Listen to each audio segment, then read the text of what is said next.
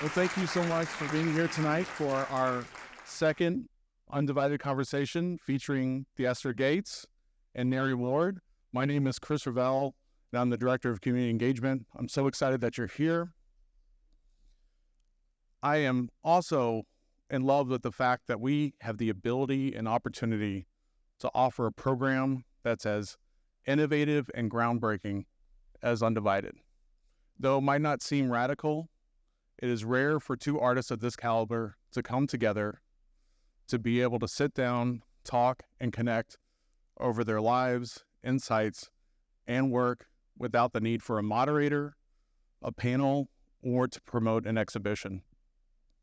Inspired by the many studio visits and artist conversations that I've been privileged to be a part of, Undivided is a once-in-a-lifetime opportunity for us to witness an exchange at this level.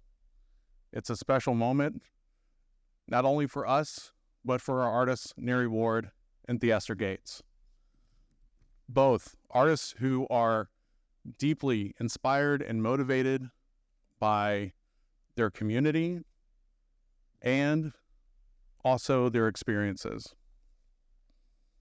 Using traditional art and craft processes, they transform found materials into powerful statements that elevate the beauty, depths, and struggles of the lives who make up our communities. Their monumental works and installations are comprised of everyday items that are not only personal, but rich in history and untold stories. Their work shines a light on what can easily be overlooked and forgotten, providing us with new perspectives. Grounded in their lived experiences and their relationship to people and spaces, their work invites us to reflect on the role of art, I should say the power of art, in fostering dialogue around community, democracy, and our shared humanity. If you could, please stand and help me to welcome Theaster Gates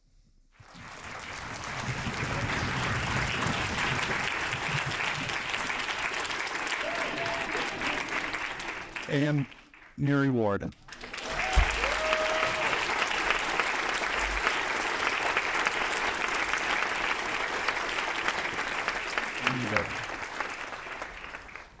It's very kind, Brother Chris. Thank you so much. Thank you all for being here. It's really nice to see you all and to already feel so much warmth in the room. Nari is a bit of a control freak.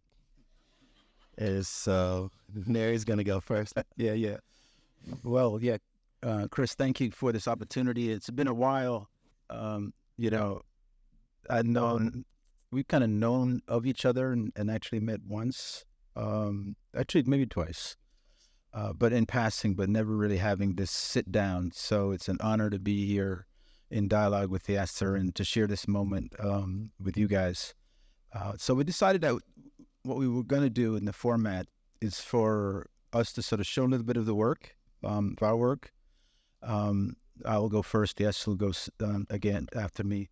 And then we'll have a conversation about what we've seen, and the conversation will come out of the images and ideas that are shared. So I'm going to go with that first. I just want to say that I'm really honored to be here with Nari. And when we were first kind of teeing up the idea of talking together, I told Nari that he is a very, very important light in my artistic life, and that his example and his humanity has been very, it's just been very good for me to see the way that you offer friendship and kindness, and to see your work hit so hard. I feel like I'm a Wardian, and I'm really happy to be that. That's so cool. That's very cool. So he's going to play with words, so I'm going to do the same, because I was looking up this afternoon. Let me make sure I got my thing here. Yes, I was looking up the word theater, and I just want to. There you go. There, yeah. I wanna let me break out my glasses here. I can see what I'm doing. So, and it's really right on too, because I was thinking about this today. So, theater comes from the ancient Greek theatron, which means a place for showing and performing. And theatron isn't so far off from theaster. So he is a theater. He is a beautiful theater, and I'm honored to share the stage with him.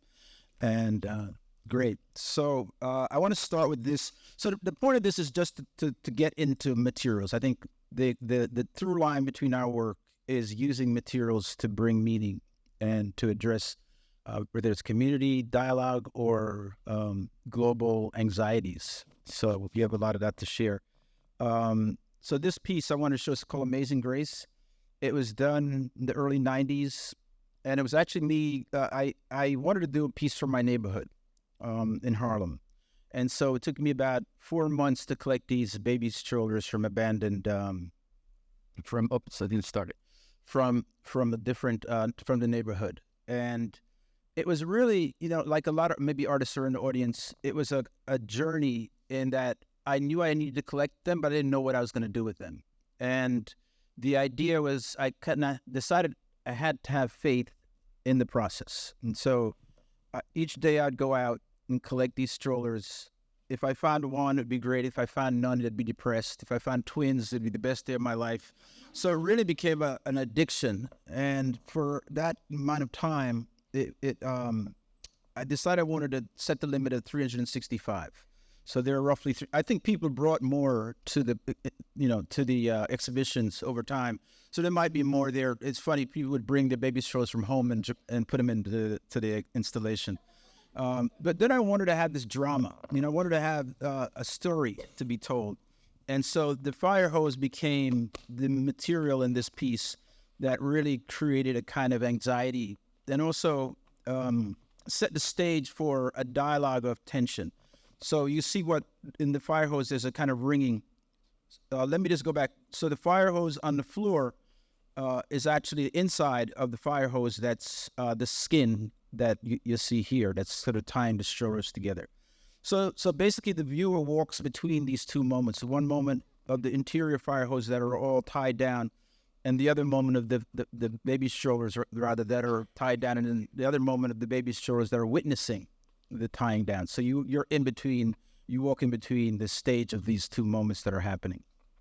And then there's Amazing Grace playing. It's a Mahalia Jackson standard that I grew up with, that I kind of felt needed to humanize the piece.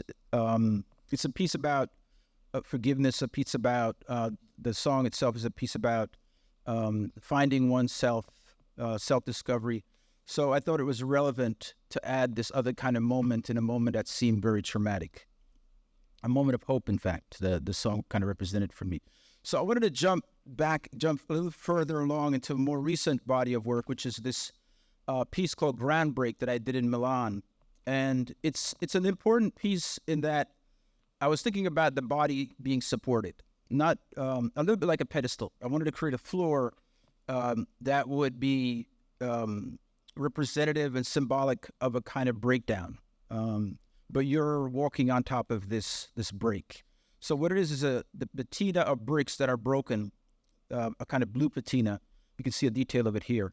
So these cinder block bricks. But the key thing about this piece for me was that the bricks are actually, it's an image of the broken bricks, but you're walking on bricks that are solid, right? And that was a really important conversation for the work for me. So this idea of like artifice, how does artifice become a metaphor for life and a reflection on life that allows you to understand a little bit of your own experiences? And I think the idea of a broken floor, but you're still safe, was really important to conjure for the work. And in the same show, I had this other piece. It was actually a piece that was a collaboration between the choreographer Ralph Lemon and myself. The geography, it's called Geography Palette.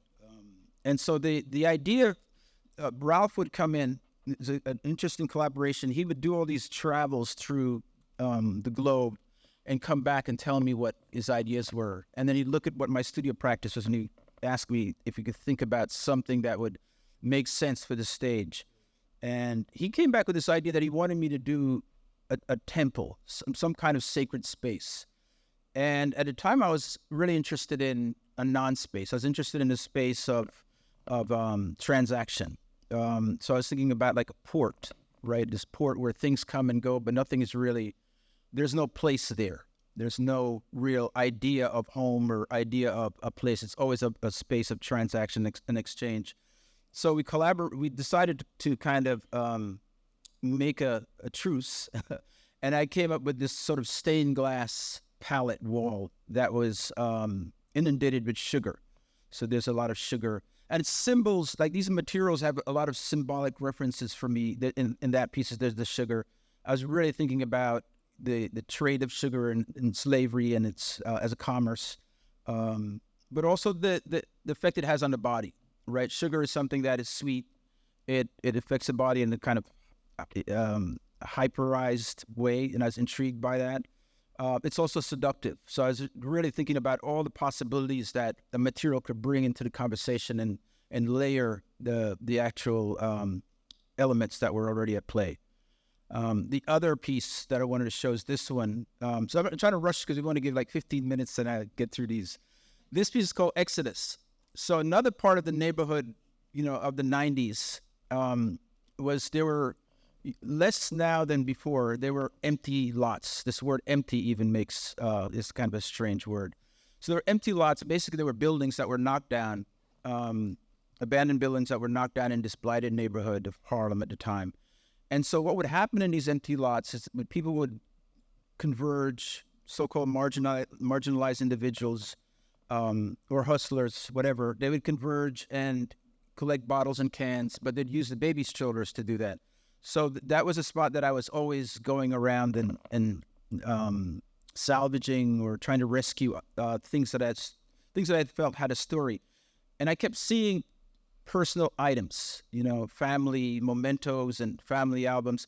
And I felt like they weren't being appreciated and they weren't being given a space and given a life. The important factor is they weren't in the garbage, right? Like if I wasn't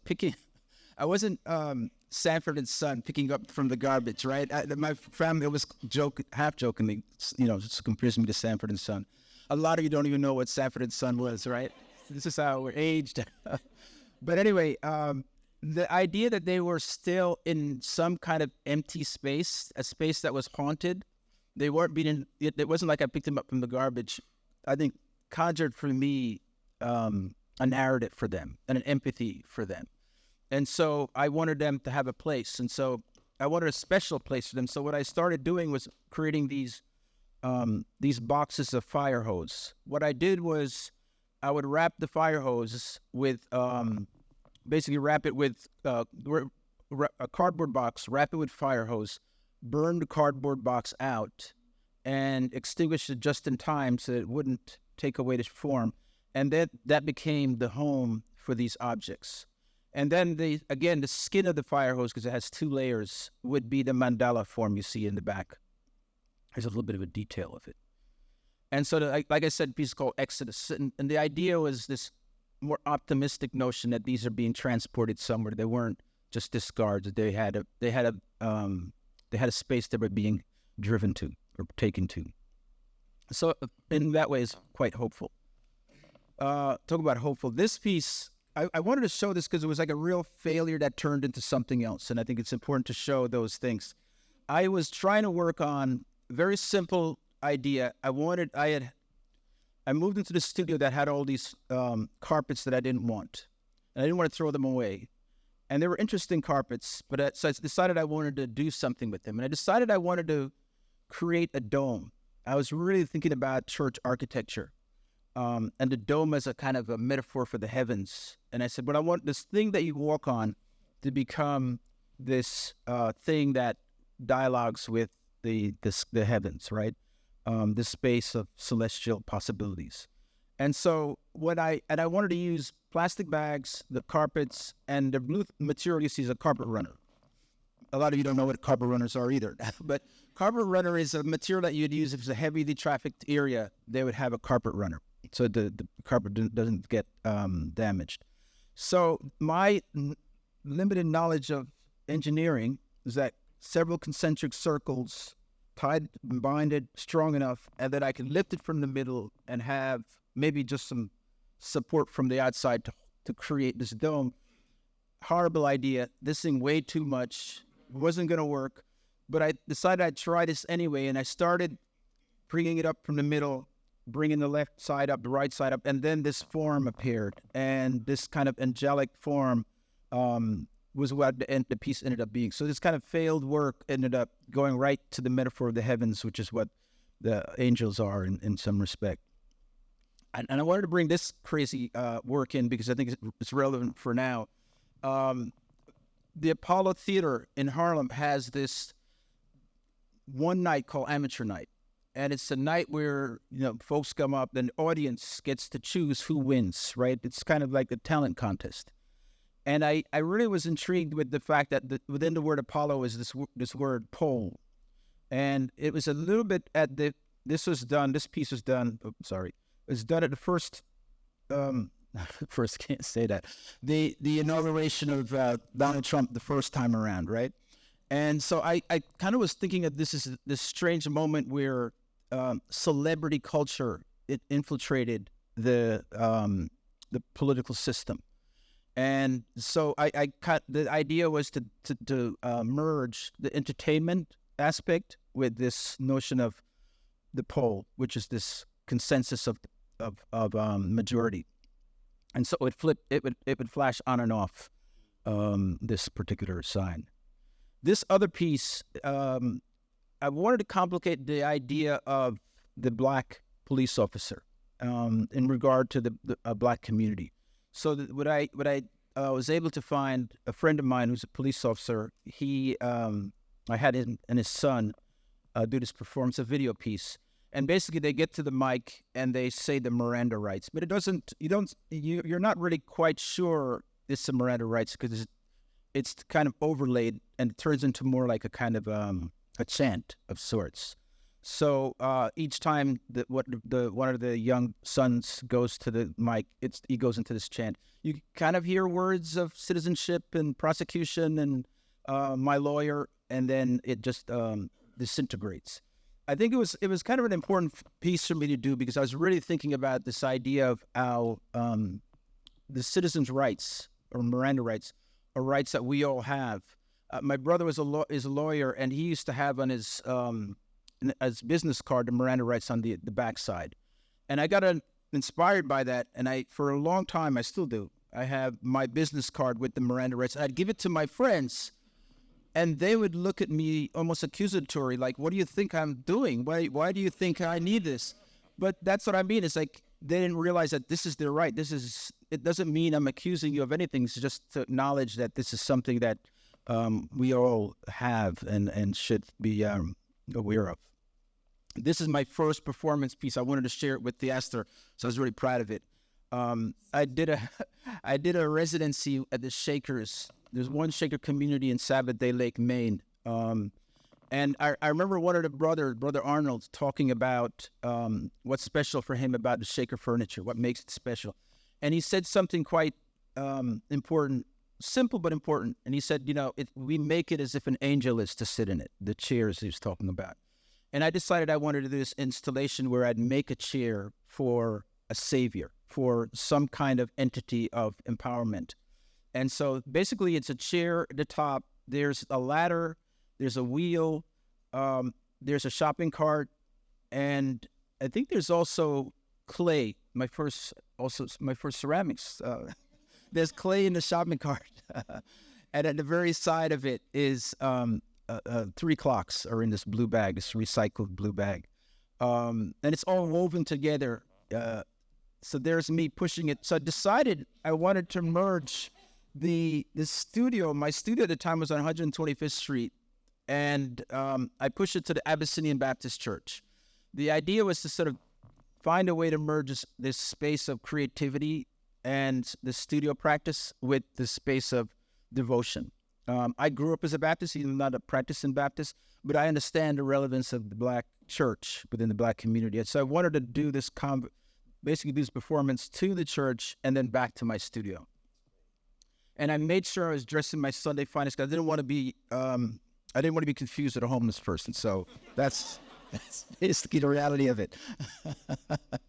And this is the next performance work that I did, and this was done about the time that George Bush Jr.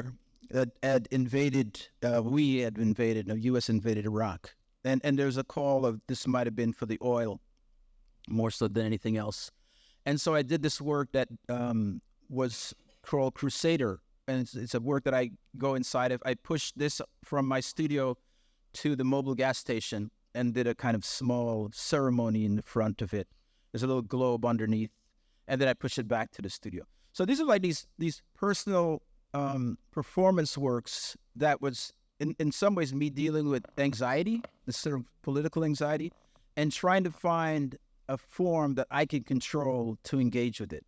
I think a lot of what artists do, and myself and Theaster, is dealing with these uncontrollable monsters of anxiety and finding a ways to bring material and meaning to a dialogue that makes you feel like you have some control, makes you feel that your distancing from it can give you another position in relationship to it. So that was kind of the reasoning behind doing these performances. Again, a personal piece, but one that I wanted to have live in the video and in the sculpture object as well. So that's me sort of spinning the globe. I think I did one ceremony I did with the Pushing Savior was I used pre LeBron James. I used talc on my hand when I got to the church, and then sort of made that sort of thing up in the air with the talc, and then back to the studio. And this one, it was just me washing my hands with oil and spinning the globe, and then getting back into the cart and going back to the studio. I wanted to show this other view. Actually, this piece is called a Hunger Cradle, and it's a woven web of things that I had found and acquired during the presentation of the work in the firehouse, as well as in the firehouse is where I showed the Amazing Grace, as well as each venue. Each venue, this work acquires objects from the site, and accrues objects. It is just this woven form. There's some elements from it. Thank you. So you kind of walk into this landscape of objects being suspended. And this is important for me also. Again, in the groundbreak piece became a stage for these performance. This friend of mine, Justin Randolph Thompson, did this. He kind of enlivened the piece and made it what it is today. We the People. How am I doing with time, Theaster? Okay, so I'm going to go real quick. No, that's good. See, he's straight up. I wanted to just show this We the People piece of shoelaces and the preamble to the Constitution. There's also one in Bentonville, Crystal Bridges detail. Another work that I did with this is emergency blankets, the ones that you might have in a marathon, but at the same time, also in people of crisis, they would use these blankets. Just what did it go to? Let's go through this real quick. This is a piece that called Peacekeeper. It's a hearse covered with grease and peacock feathers, and above the top is car mufflers. Thanks, man. Like, and this is a copper work, body of copper works, breathing panels that I did. That was inspired by basically a church that I walked into at Savannah and Georgia, where it was built by enslaved. It's the first African Baptist church built by enslaved people, and they had on the floor this pattern, this cosmogram with holes dug and screwed into it. 26 of these breathing patterns, and it was a site for the Underground Railroad. And so apparently these were it was a space where enslaved people would hide under in the daytime, and at night they would escape. So I wanted to make this American history contemporary. So I really kind of recreated the form in this copper panel, and then walked on top of it myself, and then used nails and lines to to give light to it. And the last work is this one. Can you see? It's the American flag that's covered with security tags. So it's covered to the point where it almost gets negated. There's a detail of it. And so that's my last one. Oh, great. Thank you.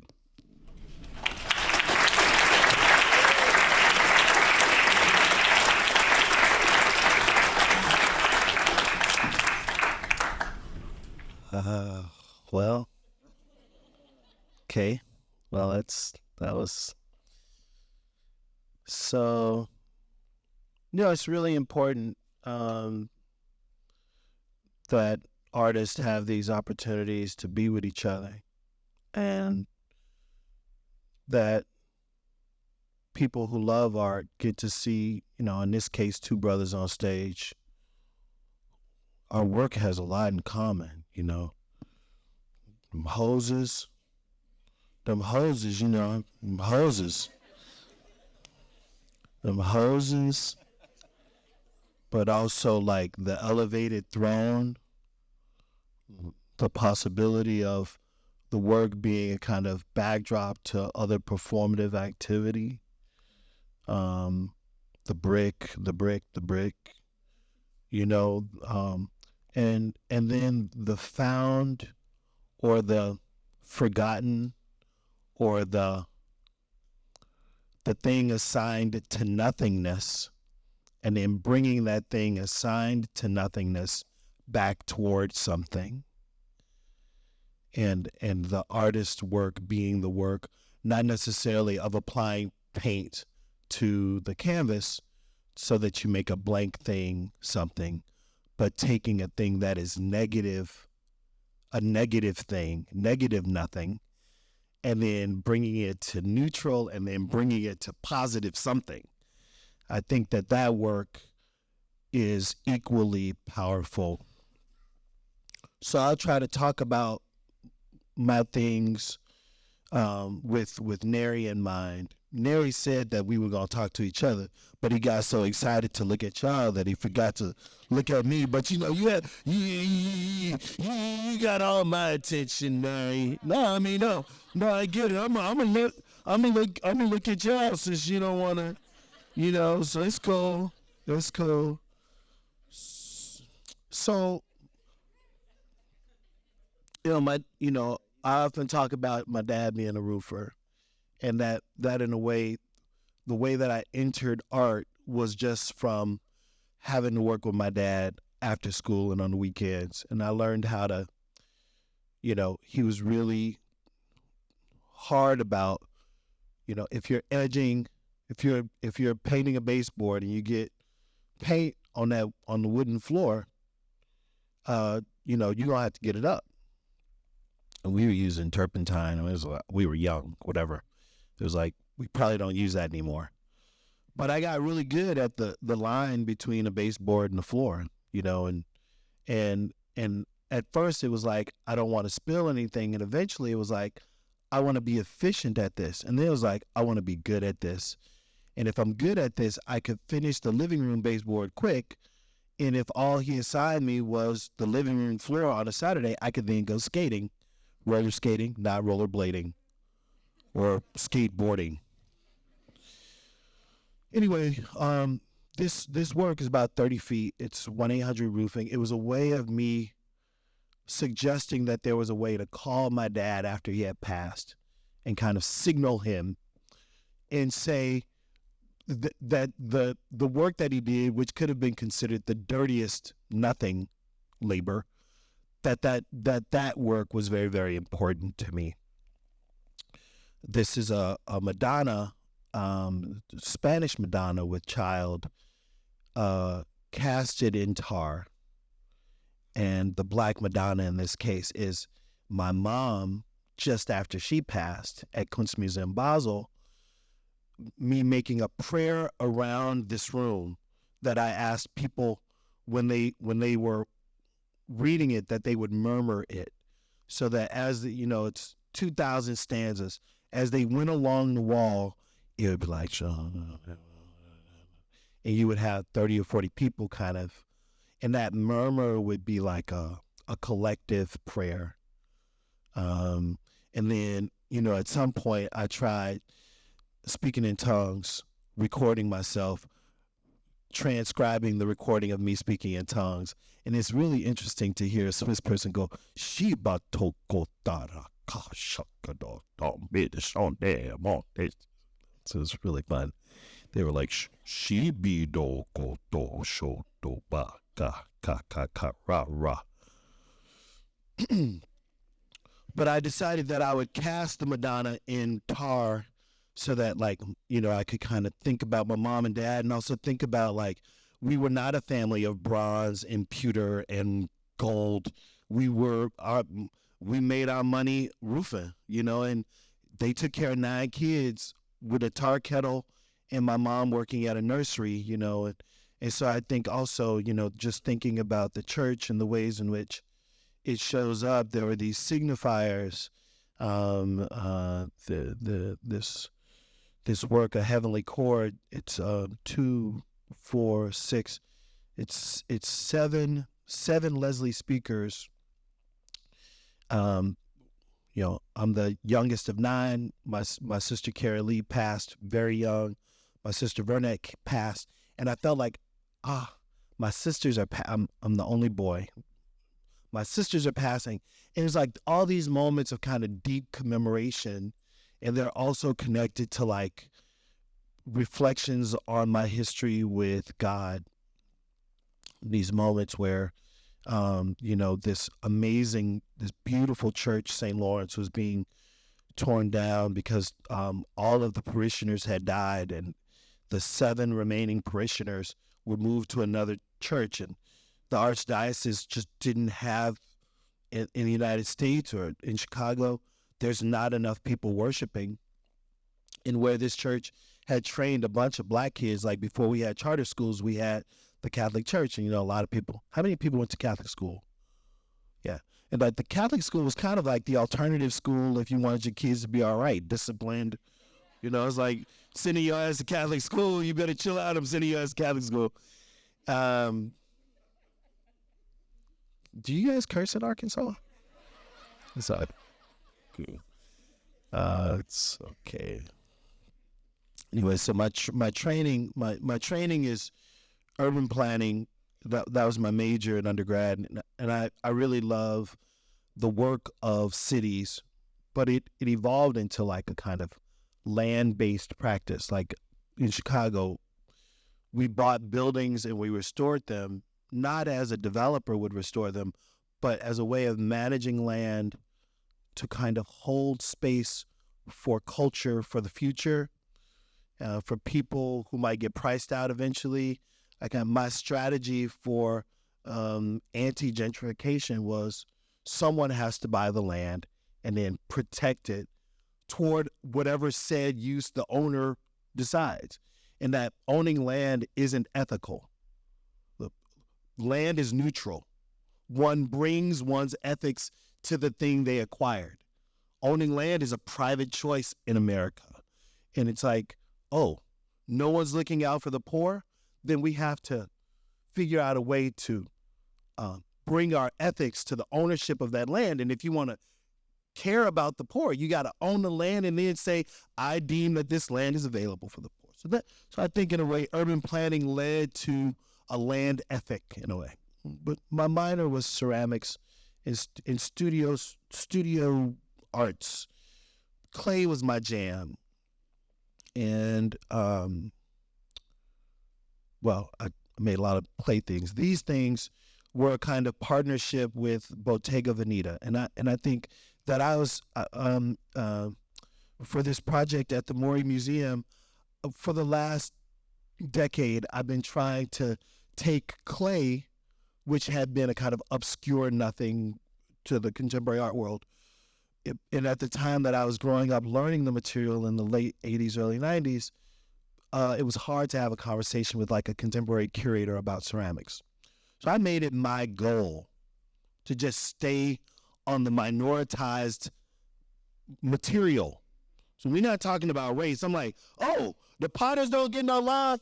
And I really thought it, and then and in Japan, you know, I met Mathieu Blase, and in Japan, I thought, man, a place that has such a strong tradition of ceramics and also loves couture, that it would be really interesting to think about the ways in which I might add value to the fashion world by bringing craft to that world, and that the fashion world might make people think a few more times. Like when people saw that baby blue, honey, Tokyo won't be the same. They were like, oh, that's, you know, people they saw that braid, and it's such a wonderful collaboration. So I want to thank Bottega and Prada for the ways that they have supported my practice. Then I wanted to try to scale these ceramic objects, you know. Okay, I'll go to the fire hose. Since you got six slides about your fire hoses, I decided to match your 6 with my 3. Said, oh, you the fire hose master. Okay. You know, I'm younger.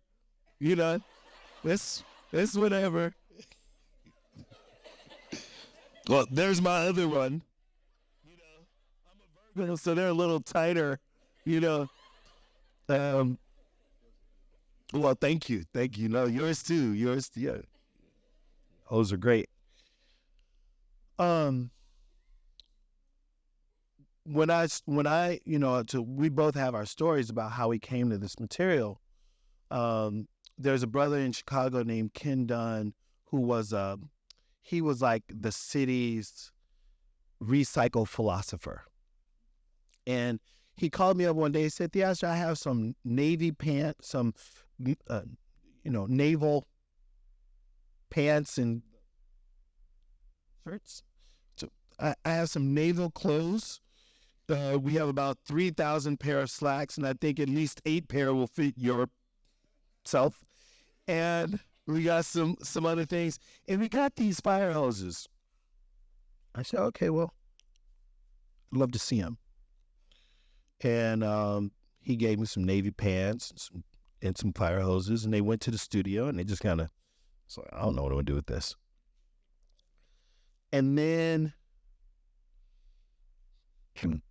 something happened. A political thing happened. And I thought, let me pull these hoses out and roll them out.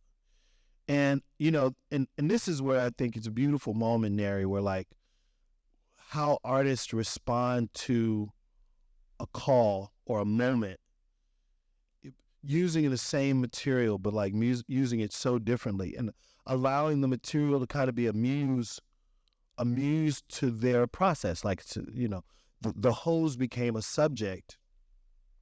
And then I thought about Warhol, you know, I thought about G's Bend, I thought about all the things, and I'm like, I'm not a tapestry artist. The material is canvas. I'm not a painter, but I could paint, I could sculpt like a painter, or I could paint like a sculptor. And this thing is flat and it's 2-dimensional, but I think I could freak it. And so I became really interested in that, you know, and then some folk were like, have you met Nari? And I was like, I never met Nari. You know what he does? Like, is he also a fire hose guy? Anyway, I had this, but I do really, I'm in love, Nari, with this idea that, you know, you can, you know, artists are we're licking longer at vacant lots. And it must look weird when you go to a vacant lot.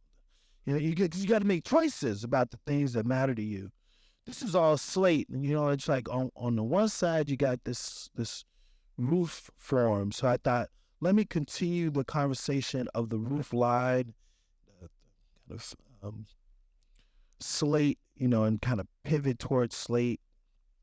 You know, adding these materials, and again, these are discarded ash trees that were cut down because of this invasive ash borer beetle. Something like 80,000 trees in the city of Chicago and the region had to be cut down. And the city asked me if I wanted to take one tree and, you know, make some art. One tree out of the 80,000 trees.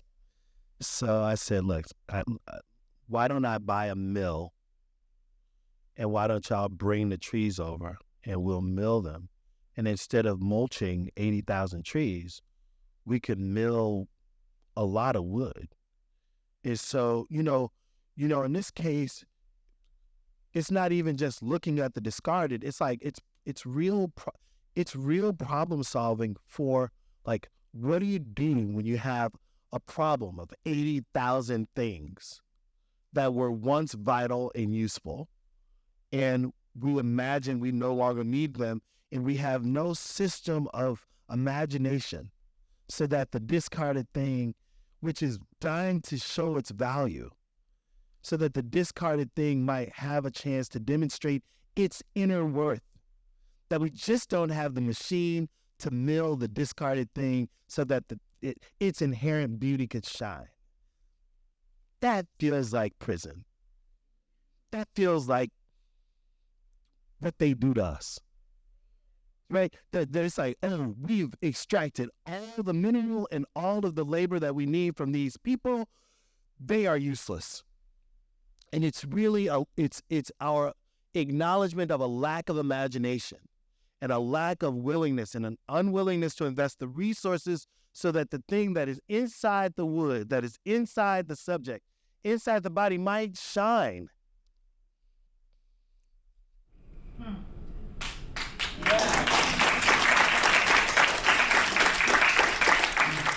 All right, I'm at time. So, let me do this thing. So I, sheesh. So we got that. Boom. Okay. So during COVID, did a show at Gagosian, didn't want to, it's that black brick wall, that's my brick. We make that brick. It's made out of a waste clay material. We add black to the waste material. I got a new brick. And then I'm able to pay pennies on the dollar for the brick because I keep this brick manufacturing company from having tons and tons of miscegenated. They make a red brick, it goes through the hopper. They make a yellow brick. When the red brick and the yellow brick mix, they don't like the mix, Arkansas. So they're like, what do we do with this miscegenated brick? We're like, add more black. It's like, oh, the miscegenated brick is a black brick. So he's add a little more black and I'll buy all the bricks. And they sold me all the bricks. And they were like, you have all the miscegenated bricks you want. I'm like, yeah, there's room in the black community for miscegenated bricks. It's fine. Something like that.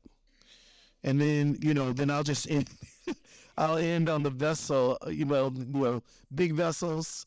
We got to go, so I want to go. Vessels. This was the Serpentine Pavilion. I was commissioned, and I thought I would try to make a big pot, a big black pot. Now I got to do.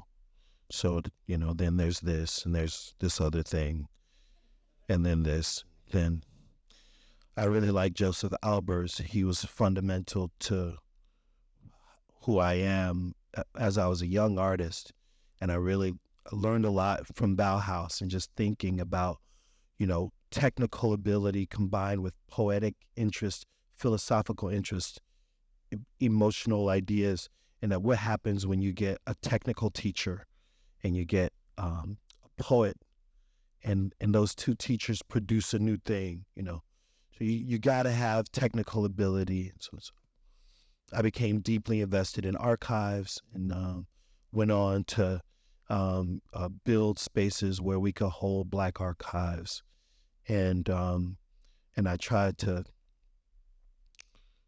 celebrate, in this case, the Johnson Publishing Company, celebrate John Johnson. This is all his furniture combined with my artworks. The photographs on the wall here is by an artist named David Hart, but in a way, taking these materials, Nari, and same way you did with them hoses, the Gabian using, trying to find a form that if you have a form that can contain the thing, then you can bring dignity to the thing. And then it was like a series of just little organizational moves, Virgo style. And you just, it was like, hey, I'm going to take this hardware store, I'm going to put it in these metal things, or I'm going to take this hardware store, I'm going to make a painting out of the color-coded hardware store stuff. I'm going to take the hardware store, I'm going to build a vitrine around the hardware store and put it back in its original place, but back as a place of dignity, and then I'm gonna take these people's things, this is in Japan. I'm gonna take this man's life of ceramic making, from 60 years old to 93 years old, Yoshinori Koide, and I'm gonna present his whole corpus as a way of honoring the life of a maker. Like, this is everything he made that didn't sell, and like and that as a way of kind of presenting his body, So I think I'll stop right there.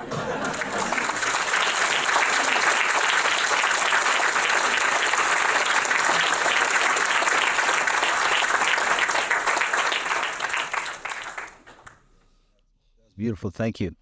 So one thing you talked about is this idea of vessel. If we come back to that, Yeah. and you were saying when we were having breakfast this morning, you were saying that you think you see buildings as vessel. Mm-hmm. Could you just elaborate on that? Yeah, for us all, I think that the metaphor or symbology has been really important for me. Metaphor is important for me as a young person because, we didn't have much. So it's like, metaphor allowed me to imagine that my little thing was likened onto a big thing. And I think that when I was making pots, initially I was just trying to make Christmas presents for my sisters in undergrad. It's like, it's a lot of them. I got a lot of nieces and nephews. I'm going to make them all some cups. And I was able to solve a very practical problem, in fall quarter before I go home for the winter. But the more that I wrestled or kind of understood clay, the more I thought, vesselhood is trying to teach me something. That the empty container is a place for storage, or it's a container to hold ideas, intent. And then I read more about literature, and it's like, this vessel was used to record a historical moment, and it was put in the water, and then that vessel traveled across time, and it had information. The vessel was a carrier of information over time and space. I was like, that's interesting. And then it was like, okay, could I move from the little pot to the house, to the block, to the city? Could I imagine myself the vessel? Do I have the capacity to transform myself? When I'm broken, part of wants to put you back together again. Oh. And so, it's like, the vessel became a kind of strategy that had no scale limit.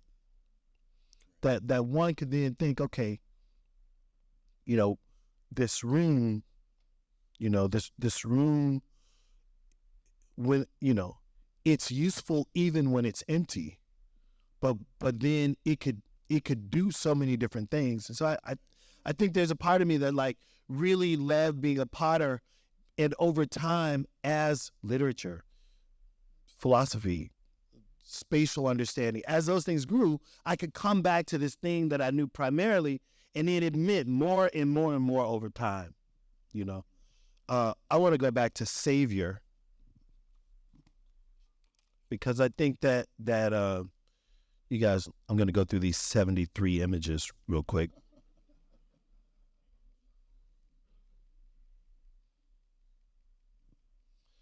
Savior for me, there we go.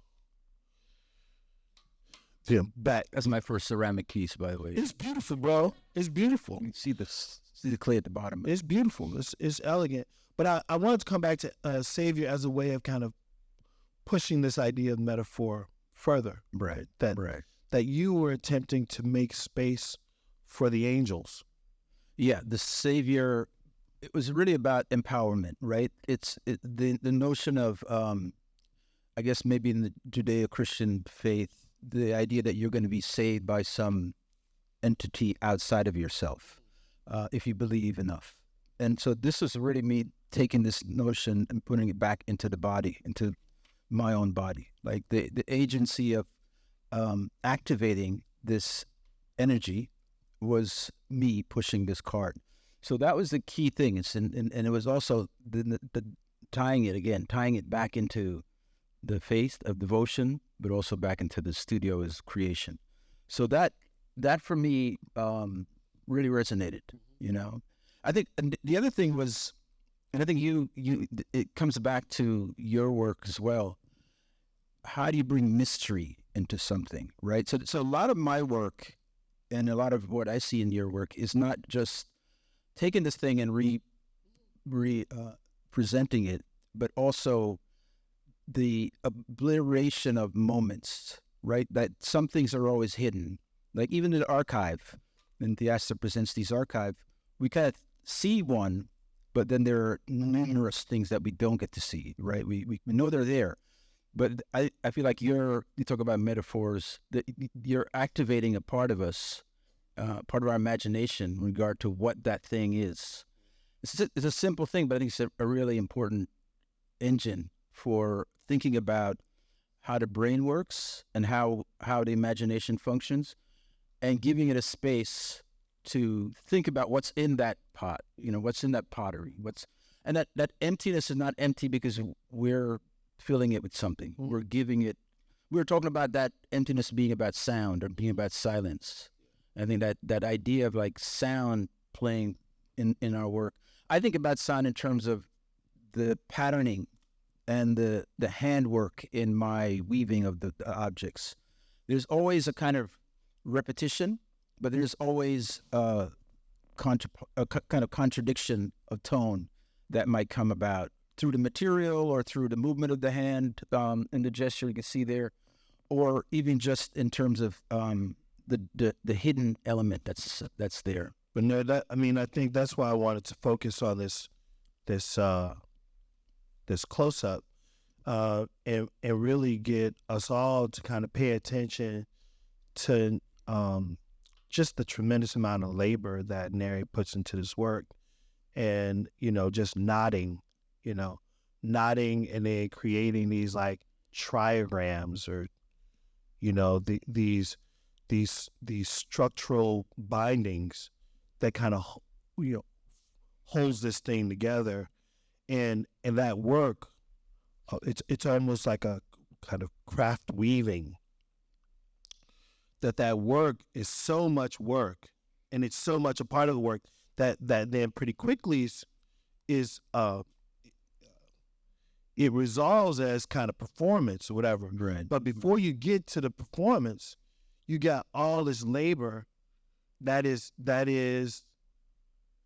the work of building mystery, So when I say for the angels or for the Savior, I'm not saying who it is, but it's like that idea that you might find the Savior on 125th on your way, down the street at Ebenezer, or right, and that devotion, material devotion in this case, but devotion and obsessiveness.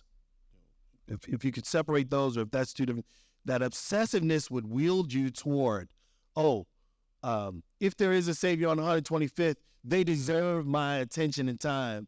And I feel like this is such a beautiful way of offering that. It's that energy. Like for me, it's about bringing a kind of visual energy, but also kind of spiritual energy into the work. Yeah. I think you got it. It's like you're a potter and I'm a weaver. That's kind of it. Right? And then from there, we say, what are the meanings?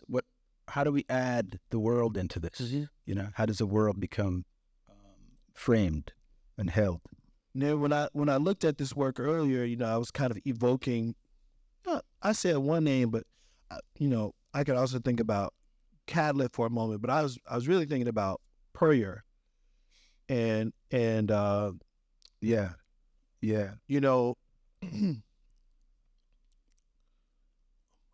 I don't know a history of modernism, but if I were to offer a kind of modernism, I would say modernism is what's happening from above the gas can up.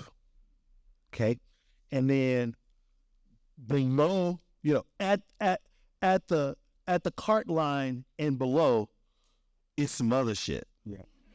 Right. But Right. but no. But the thing about it is he's right on, because if you think about, and I've always said this, like if you think about modernism, right? Like Brancusi, once you take away that recognizable object, like it's not a face, or it's not a bird that we know, then it becomes, where does it live in the world? And so half of Brancusi's struggle was the pedestal, like what kind of pedestal, and where does what kind of placement is it going to have? My thing was, I never wanted this thing to be static. Like I always wanted it to have this anticipatory, because because it was seen as discards, I wanted it to always seem like it was ceremonial, that there was another moment that we stepped into that it was going to be engaged with. So the fact that it moves, the fact that it seems like it's meant for an activity was really important. I remember when my instructor, William T. Williams, when I think about this and I think about your work, he would always tell me to look at these African objects that were ceremonial, and the libations would be put on top of it, and how the surface glistened and what that surface activation was. And he would say, how do you get that? How can you get that in your work? And so that energy of purposefulness that the surface has is something that, and mystery, that I wanted to figure out how to bring to the work. And so that weaving is me trying to add that to it. And I think about your glazes and the surface that you create on the pottery. It's almost like there's a ceremonial energy, and it's coming from the heat. It's coming from the making of the piece. Well, I mean, I do think a lot, Nari, about what's the difference? What makes my bricklayer's brick different from my brick? If we're both making a wall that's 20 feet high, what's the difference between the mason's brick or the mason's way of making and mine? And I think the only difference is that the mason is deploying the brick to make a wall, and we're using our skill to make meaning. Right. Yeah. And it's like the wall might be absolutely the same, but there is an intention beyond just the function of the wall. And I think that when you show these forms, I think that there is both the intelligence of your hand and the deep desire to make meaning. And I thought we might end our talk with this work, and in this moment, kind of day two of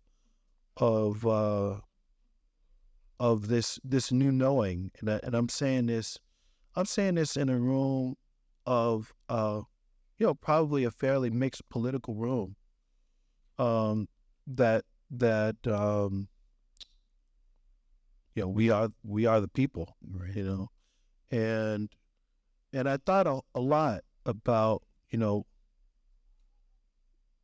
what it means to be a kind of politically active person, and to expect things from your government, and to expect things from your aldermen in your local municipality, and to expect things from your employer, to expect things from your neighbor.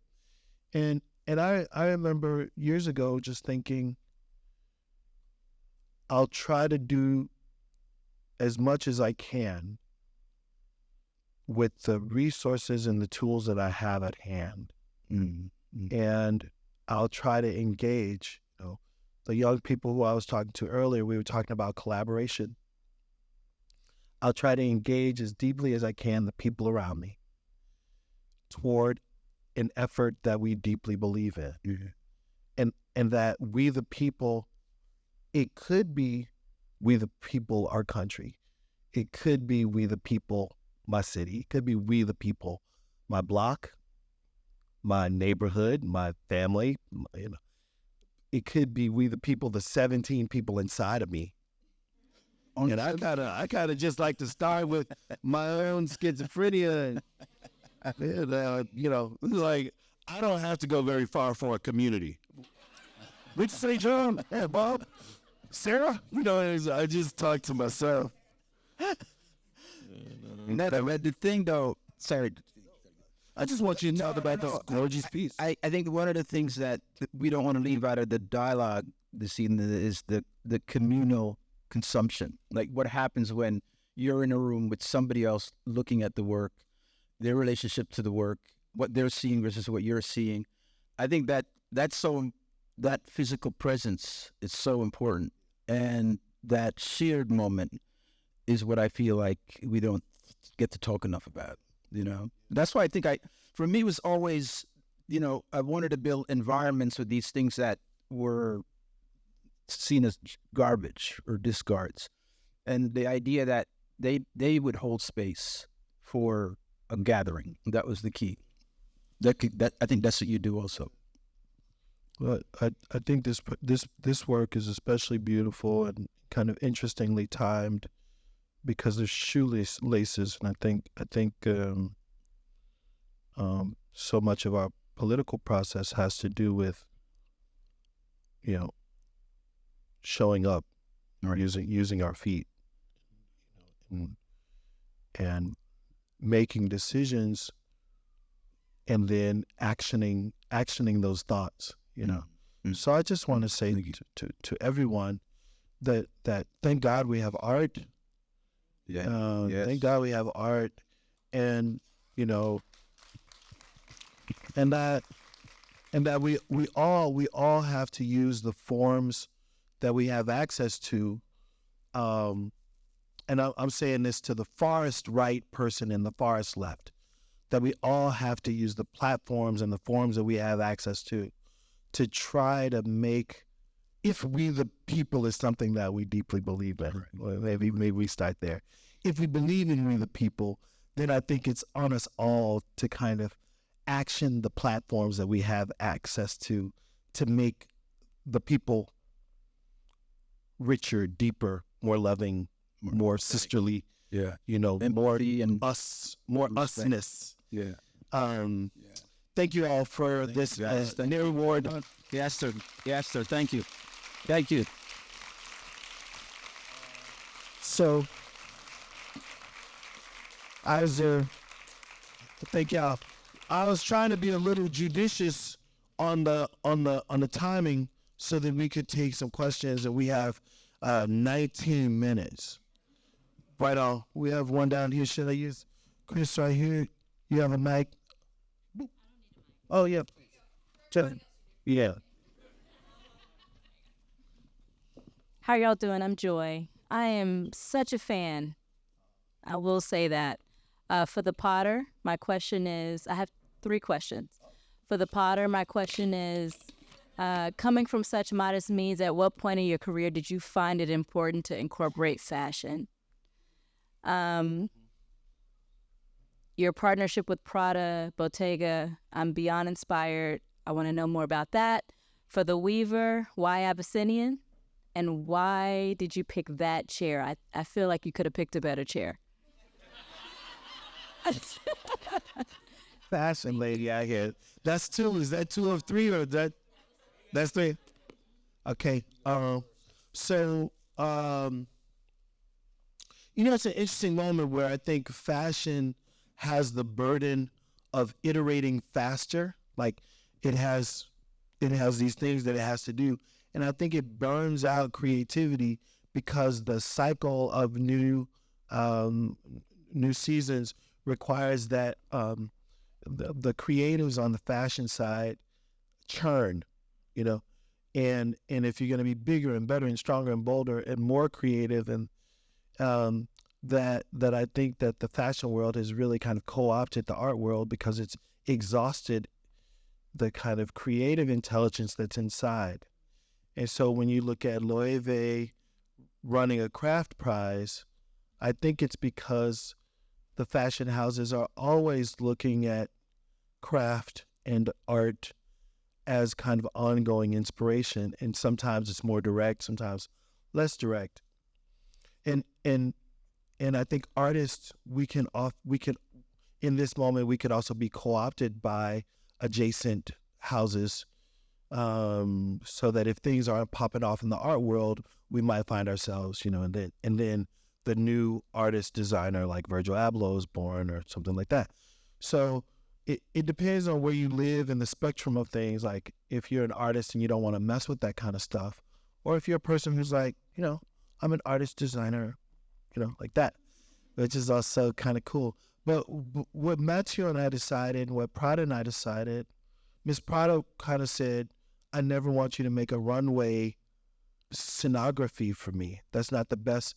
I'm not asking you to lower your artistic project for my one-day runways. And I had to say back, but maybe scenography is an interesting way to keep my tools sharp. And it's like, if Noguchi can do something for Martha Graham, or if Glenn Ligon can do something for Cal Abraham, maybe there's a way that fashion and dance and the contemporary practice, maybe there is a way. Y'all feel me? Right? Okay, so I thought with these pots, I studied in this small town, Tokoname, and I was trying to figure out, how do I make a Tokoname vessel? They're known for sewer. They made sewer pipes, ceramic sewer pipes. How can I take a dokkan sewer pipe and make a sewer pipe sexy? I was like, oh, I could braid leather on that mug, and it's like, in a way, I was offering to Tokoname that Bottega could be a way to make Tokoname relevant again, and then kind of, I was almost acting as like the design representative of Tokoname potters and saying, look at all the different ways we could freak this, and Bottega was down, and I think that it opened up some new ideas for Matthew as well. And then I decided with Prada, when you have a tea ceremony, if you have a tea caddy, it's like a little thing with your matcha, and then that has like a small booty over it. It's like a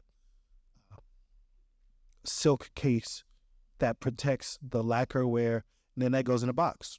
And I thought, oh, maybe I could get my friends at Prada to make large coverings of their beautiful leather.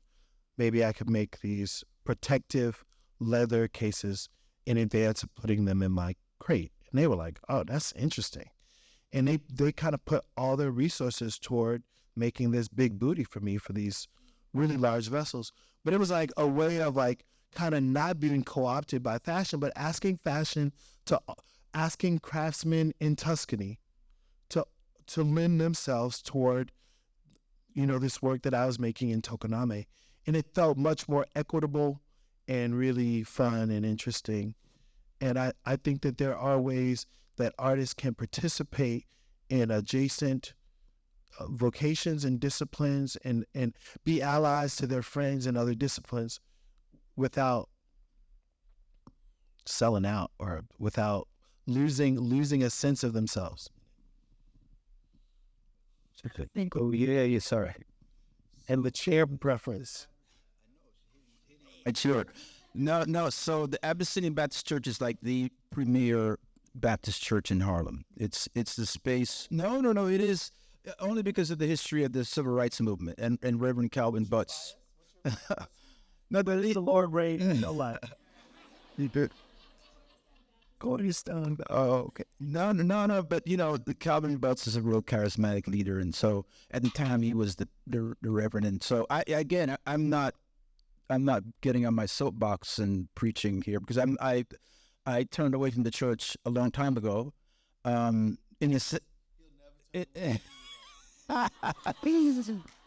in the and I in the discipline of the church, but I have beliefs in the rules of things that they profess. Now that the actual chair, I wanted a chair that was quite humble, and that was, I didn't want a fancy chair. That's a chair that kind of folds up. It's discreet.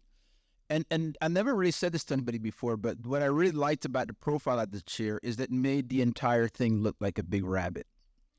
And rabbits are a symbol of Christ, right? In terms of the Judeo-Christian symbolism. Yeah. So that was kind of, if you look at the chair, there's a kind of weird rabbit form that starts to evolve out of the top.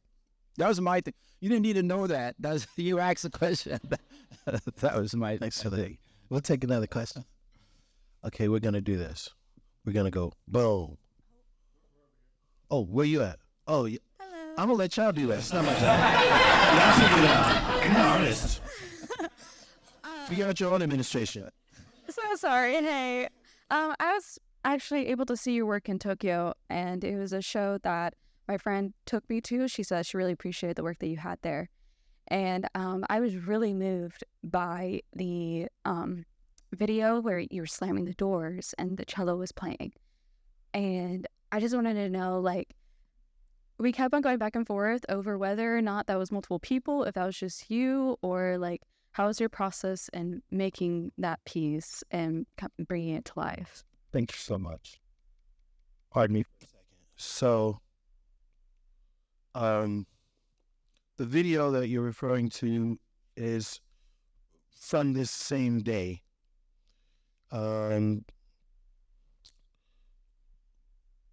So, demolition crew is outside. Every day they're outside. It's down the street from my studio and from my house. So I walk by and say, looks like there's a lot of marble, that you guys are breaking up and throwing around. And that was my voice. And I was just wondering, if I could, could I come on site and salvage some of the marble and some of the bricks? And they said yes. And they said, you could we could charge you a fee every day. This is demolition guys. We charge you a fee because you're going to be in our way.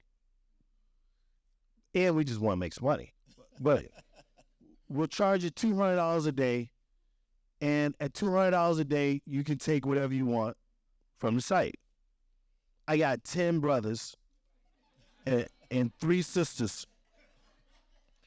And we started stacking bricks.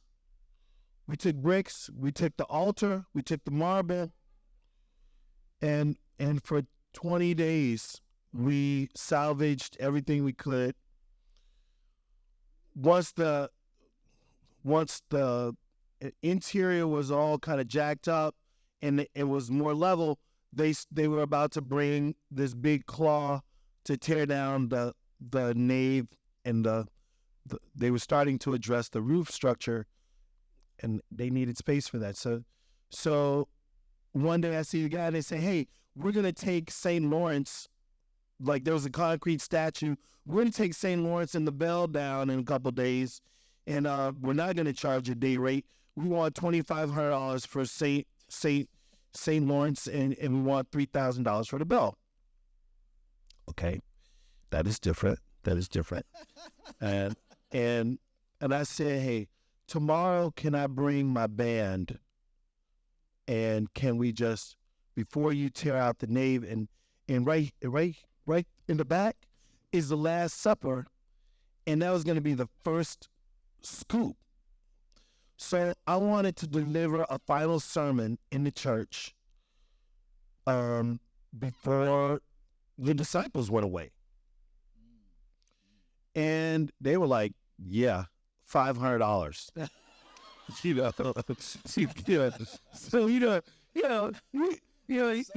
it's like, I mean, you gotta have cash. You gotta have cash on hand. So the next day we brought a film crew, and the sermon essentially became a material sermon where we would stack rubble. We take take the marble, stack it, go to the altar, pray. And, we were just having a good time. And then all the confessional doors, we started throwing them around, me and my boy, Michael Avery. And then we started making like a kind of conceptual dance, improvised dance thing where we're slamming these things. And I'll show it to you one day. The museum should buy that piece. Nevertheless.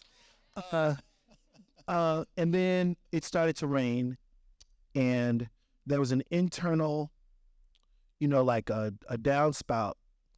And so the rain was coming down, and I, decided to stand. I hadn't been to church in a long time, not my thing, but there was a downspout, and I stood under the downspout and just let it rain on me.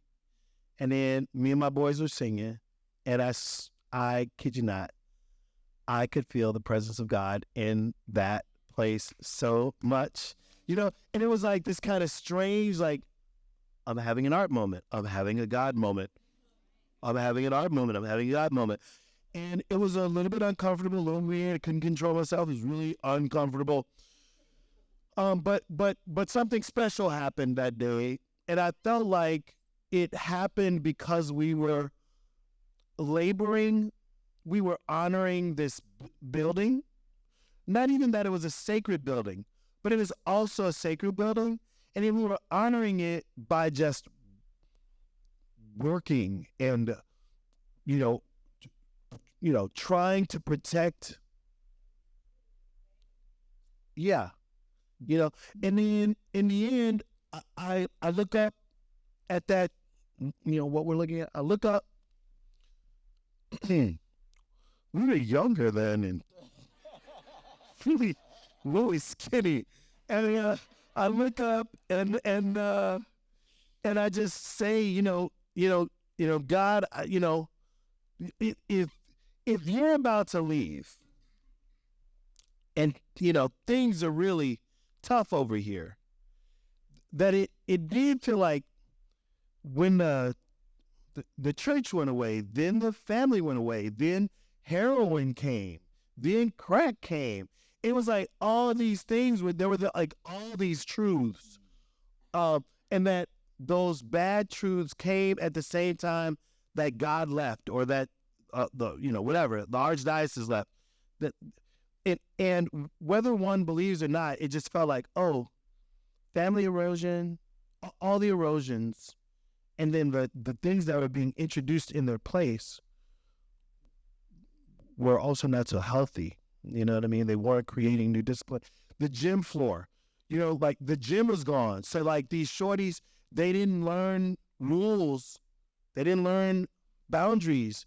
They weren't said, like if they were tardy for school, they couldn't play basketball. That didn't mean anything because the gym was gone.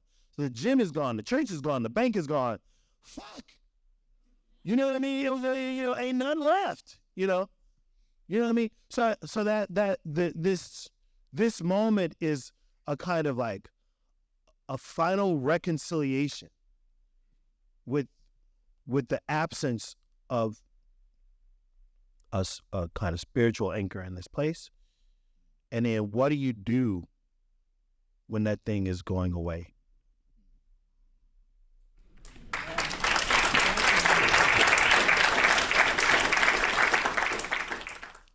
So, Sir. Yeah. Just one more. Yeah, one more question. Hey, so my name is Madison, and I remember when I was little, I went to Crystal Bridges with my mom, and I remember seeing the We Are the People art piece, and I remember it blowing my little kid mind because it was the first piece of art that I saw that wasn't like a traditional painting. And I was like, yeah, that's pretty cool. So now that I'm here and you guys are here, I wanted to ask a question for both of you. That question is, for any up-and-coming contemporary artists in this room right now, what piece of advice would you give them? Thank you, Matt. Wow. No. I mean, there's a lot of layers to that, right? I mean, there was a student today we were talking to where I think you were wondering why I gave you that kind of advice. But it's the advice I give to my my students is go for it. Like really push the boundaries, do what you need to do in terms of your work and your ambition. But also try to figure out how to make something that somebody might want to own. Because the bottom line is there's a lot of, going for it means doing large installations, unwieldy sculpture. But, you have to think who's going to have that in their home. Like grand in practicality as well. The desire to figure out how do you get this uncontrolled energy that's necessary for your creative endeavor, but then how do you make a living to support that? So that's one thing. And another thing is maybe you don't need to do that. Maybe you just want to do the art and then get a job as a secretary or something, or a house builder, and then have it support the practice, right? And I think that approach is also tenable. Can I respond to that too? But no, it's really, I think it's a really, but I think the key thing is, I think so many people have, and this is something, now you got to hear me preaching about the AMFA programs and the fiction of them. There's this notion of the art star, right, which is actually built to support MFA programs in universities, right? And it's because in the past, a lot of artists, they were in their 30s, 40s, 50s before they even hit their main body of work and the power of their work. So it's also being aware of what your time is, that maybe you need to put time in. Maybe it isn't going to happen right away. And preparing yourself for that. If it happens right away, great. But preparing yourself to know that it's a long distance endeavor. It's not a sprint. I think that's right. The one part that I really deeply believe with Nari is you got to know why you're making, and if you're making because your heart hurts and you need to make because your heart hurts, then the idea of someone owning it matters less. But if you know that you're entering this thing because it's your profession and you want to have a good quality of life, that's a very different mode of making, and the things that the actions that govern your day-to-day would be totally different if you're making because your heart hurts. For some years, I was making because I was mourning. And when I was mourning, people could feel the sincerity of the work and they wanted to own it, but I didn't want to sell it. And I was super clear that, like, I'm not going to sell my dad's tar kettle. Yeah. And then I would say, oh, he had an extra. I didn't know he had an extra. Dad, you left me a little extra gift. Okay. I'm not going to sell that one, Daddy, but this over here. And it's like you have to know why you're making, Madison. And then once you have a clear sense of why you're making, you have to really make a lot. And you have to look at the history of making. And you should look at every history of making. And then on top of that, you should read every kind of philosophy, every kind of literature. You should have subject alongside technical ability. If you have nothing to make about,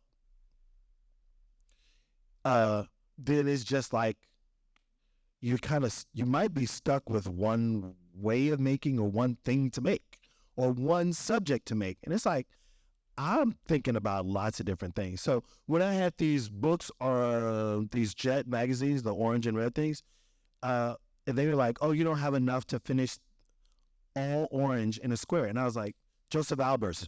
And they were like, huh? And I was like, oh, we're going to make 3 colored squares. The outer square is going to be orange. The inner square is going to be red. The middle square is going to be hot pink. And they're like, oh, shit. you know. But it was like it didn't require tremendous calculation. Albers is in me. His homage to the square is like in me, and I know how big 4 inches is and how big 12. So I knew volume. You know what I mean? I knew mass. So I just think that it's super important to not be mediocre. Just don't be mediocre. Go hard. Ladies and gentlemen, Nari.